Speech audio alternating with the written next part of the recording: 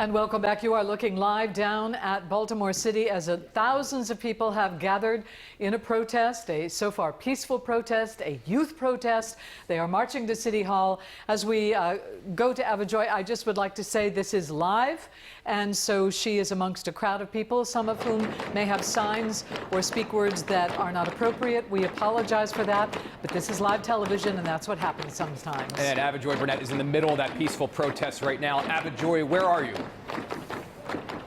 Right now we are on Baltimore Street. If I look right down here, I could see the downtown area right at McKeldin Square. So we're moving along a little bit faster than we were before. And as we move along, there are different things that happen. Right now you hear the claps going on, but there are other times where they are having the chants, the normal chants that we usually hear, such as Black Lives Matter or No Justice, No Peace.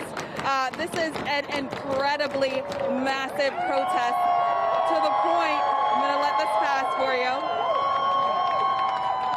to the point that when something starts at the front, it takes a while to come back.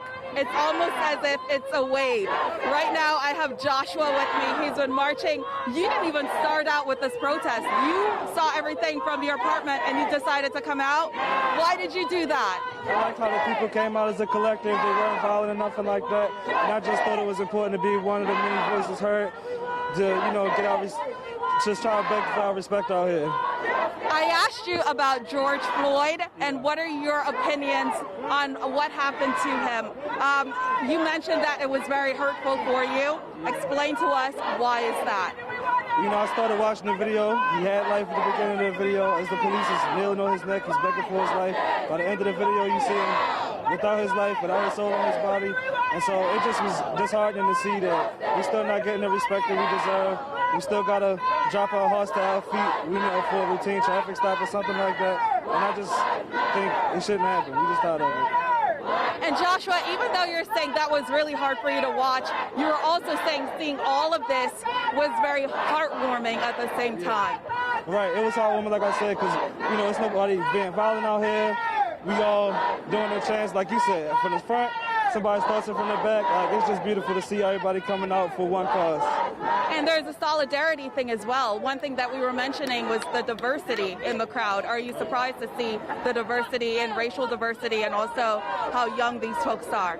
I am surprised to see how many young people out here. I thought it'd be diverse because the city is pretty diverse, but it is a lot more diverse than I thought I would see. I will say that.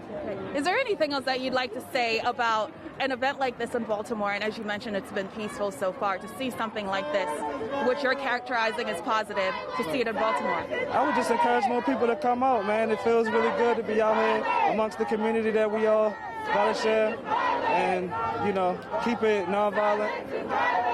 Joshua, thank you so much for hanging with us, guys. He was waiting to chat with us.